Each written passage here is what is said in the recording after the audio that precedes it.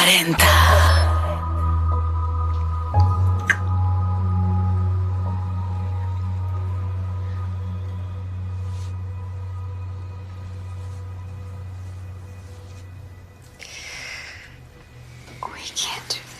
What if someone comes in? Hello?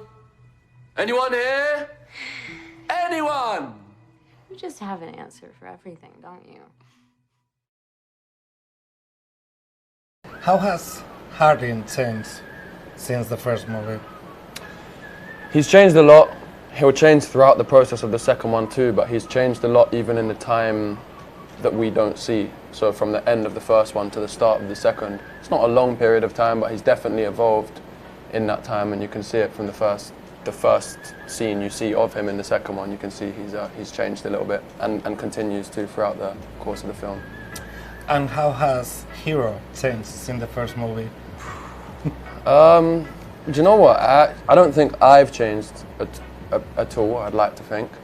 But how I deal with everything to do with the film and to do with everything that's happened has changed a lot. For example, on the first one, it was a lot more overwhelming. I was kind of like counting down the days and minutes, and this one has just flown by because we just got here. It was nice to see all the same people, nice to just get stuck in again. So I think the biggest change is my ease and enjoyment of the whole process because I'm more familiar with it now. How has been the most challenging part of playing Hardin to date? I think the just extremity of his emotions, like he's in both films. There's a lot of he's an emotional person who goes to those lengths, and as an actor, you know, it's obviously can be daunting to do that stuff, but it's ultimately what you want to do to prove yourself as an actor, those kind of things. So I think it's the most challenging, but also it's exactly what you want. Those big dramatic scenes, they're challenging but fun. Is it nice to have someone like Dylan Sprouse around this time? Oh, definitely. To be similar in age and for him to be so much more experienced than me, it's really nice to work with people who have that. Obviously, there's a lot to learn from them. He's a great, funny guy. I actually met him earlier, a few months before we started filming, going to a Ferragamo fashion show.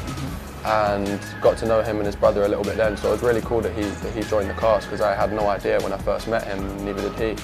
So it was really nice for many reasons. Do you see yourself playing Hardin for a third time? Well, yeah, I hope so. I hope so. Yeah, I do. I think it will happen. I believe, but we'll just have to wait and see. I want you to tell me the best and the worst thing of the huge success that you have achieved with the first movie.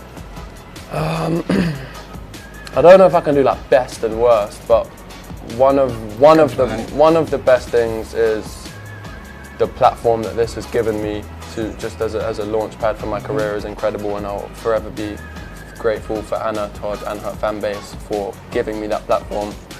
And the worst thing, I can't complain.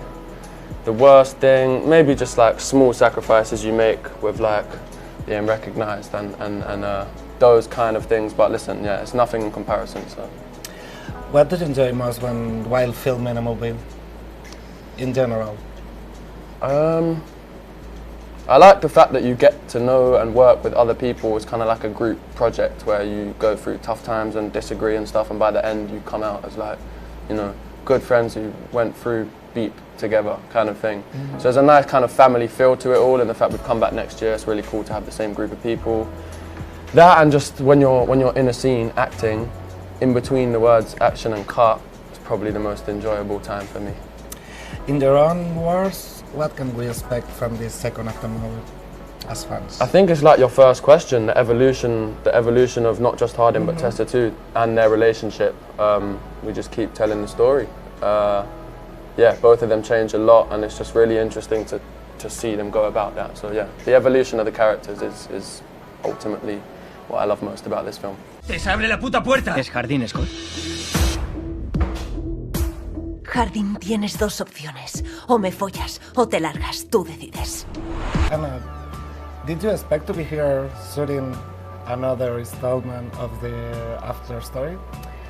I did, I'm not gonna lie, just because of the success of the first one and how many people were so excited for it. I kind of knew, I mean, of course there was a little bit of doubt, but I pretty much knew, given how loved the first movie was, that we'd be back this summer. So I pretty much went right to planning this one. The first movie of After was your first time working on a movie. Do you feel more confident now? Yes, definitely feel a lot more confident. I've learned a lot. I'm still learning every single day, but I try to be as involved and see what's happening behind the scenes as much as possible, so then I can just take more from every time I'm on set. But I definitely have learned a lot this year. How have Tessa and Hardin evolved from the first plot? A lot. I mean, we see Tessa becoming a woman, essentially. She has an internship now. She's not hanging out at the campus. She's making new friends in Kimberly and people at her new job. She's just more sure of what she wants. I mean, at the same time, she's not. She goes back and forth, but she's evolved a lot. Hardin has evolved, but he's almost a little bit gone backward, just because we are showing more of the darkness in Hardin this time and the complications that he's had in his life, and we're bringing more of his backstory since this movie is his point of view. So in a way he's regressed a little, but he evolves so much over the course of this one film that they're both changing a lot. In this new movie, there's a new character which is a little bit problematic, and it's called Trevor. What can you tell us about him? I am so happy with the performance and the kind of way Dylan Sprouse has brought Trevor alive.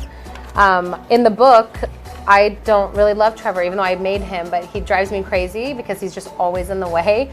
But in the film, I'm almost rooting for him in a way. Obviously, I love Hardin, but Trevor as Dylan is just, it's so good. He killed it. It was really great.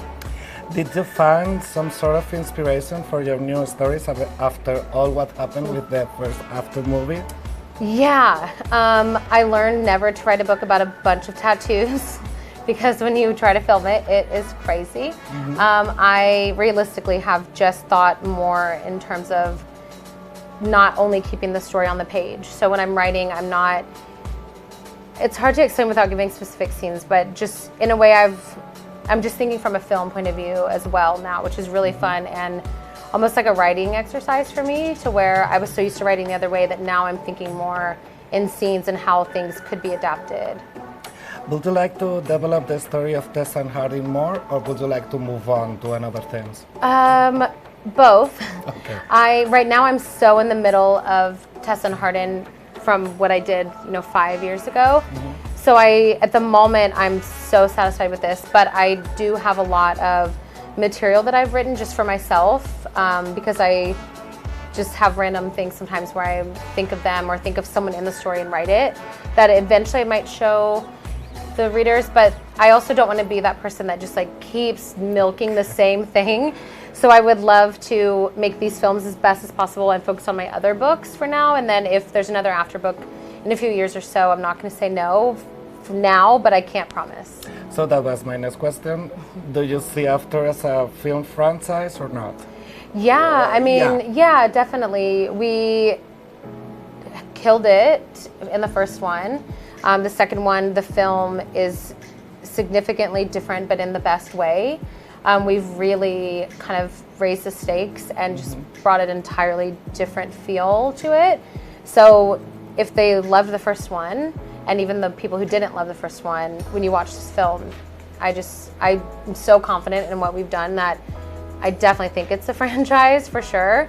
And I also think we'd have a lot of angry fans if we just stopped after this film, especially because this one is just so great from both characters. I don't want you to spoil this new movie, but what can we expect from it different from the book?